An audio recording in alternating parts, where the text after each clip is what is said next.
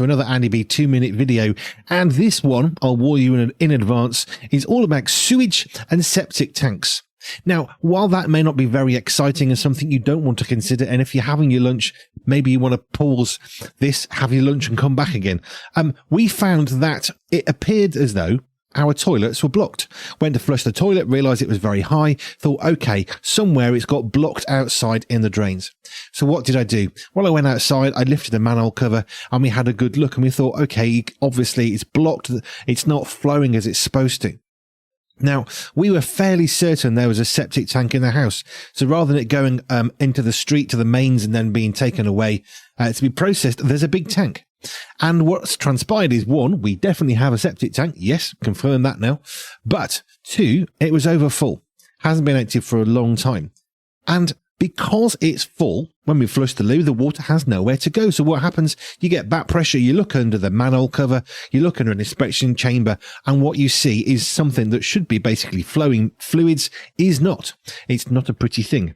It's also part of life. Now, I don't know how much drain rods, how much you know about drain rods, but basically stick a drain rod down a hole. It's got a big rubber plunger and it pushes stuff out of the way to allow your drains.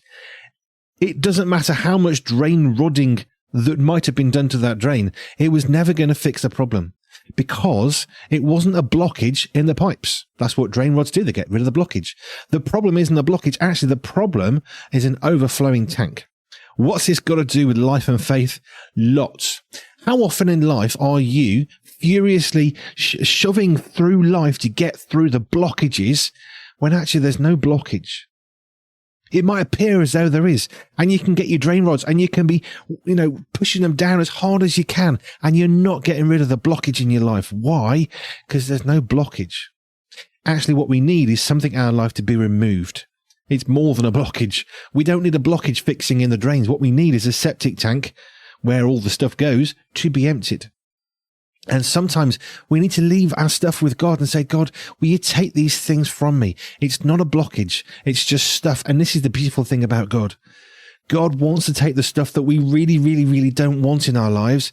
He wants to remove it from us so that we can be more beautiful for him. Don't work too hard removing blockages because maybe God just wants to take something out of your life instead. Just a thought.